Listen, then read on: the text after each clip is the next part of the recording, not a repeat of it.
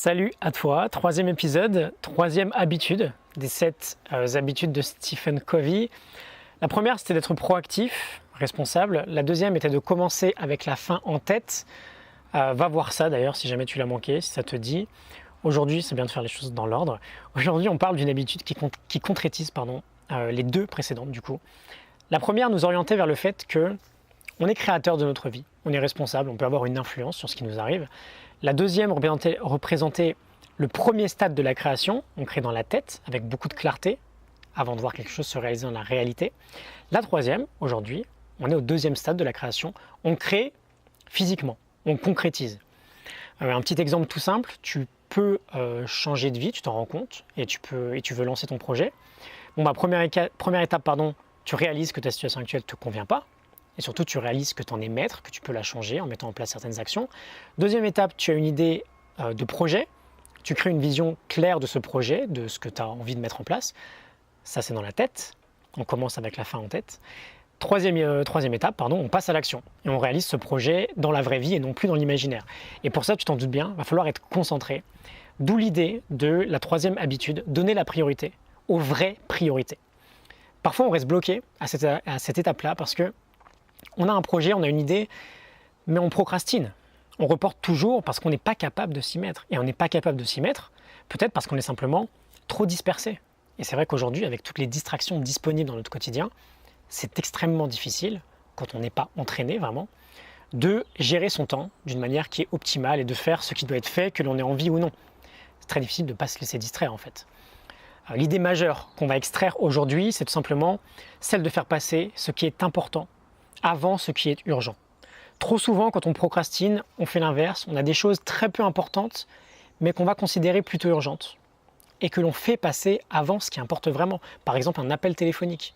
Si on a un répondeur, on peut l'utiliser. On n'est pas obligé, en majuscule, on n'est pas obligé, c'est un peu difficile de le réaliser aujourd'hui, mais on n'est pas obligé de répondre toujours au téléphone ou au moins de textos qui nous arrivent ou à la moindre notification qui arrive sur notre téléphone. On pense que c'est urgent. Dans 99,9% des cas, ça ne l'est pas. En revanche, si je reprends l'idée du projet qu'on est en train de mettre en place, si c'est un projet en ligne par exemple, aller créer son nom de domaine et installer son site internet, c'est beaucoup moins urgent a priori, vu qu'on a plus de temps pour le faire. Mais c'est bien plus important. Et c'est ça qu'il faudrait faire passer en premier.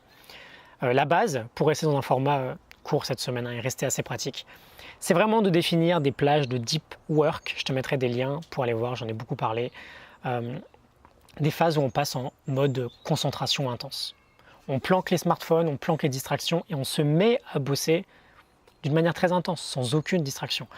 La priorité là, dans notre exemple, c'est le projet, c'est pas Snapchat. Et donc on donne la priorité à la vraie priorité. C'est tout simplement ça la troisième habitude de Stephen Covey. Une autre idée, c'est simplement d'accepter moins de choses dans notre quotidien, de dire un peu plus non. On a une très grande difficulté à dire non aujourd'hui. Dire non, c'est aussi une capacité. C'est un peu un muscle aussi qu'il faut travailler petit à petit. Ça devient beaucoup plus facile de refuser des choses quand on prend l'habitude de refuser petit à petit des choses. Donc voilà, fais un inventaire de tout ce que tu fais de ton temps libre. Où tu pourrais finalement avancer sur ce qui est très important pour toi, ou en tout cas plus important pour toi. Et voir à quel point ce qui te semble urgent et toutes les distractions qui vont avec, vois à quel point ça prend le dessus en général. Et essaye petit à petit de faire rebasculer la balance du bon côté, c'est-à-dire de ce qui est important plutôt que ce qui est urgent mais pas important. Donc petit récap des 3 habitudes, on devient proactif, on est responsable de nos réponses et de notre comportement. On commence avec la fin en tête, on veut beaucoup de clarté dans ce que l'on veut faire. Et ensuite, on passe à l'action en donnant la priorité aux priorités. Je te laisse avec une petite citation de Goethe, les choses qui importent le plus ne doivent pas être à la merci de celles qui importent le moins. La morning note est dans la description. Je te retrouve demain pour un nouvel épisode. À demain, salut.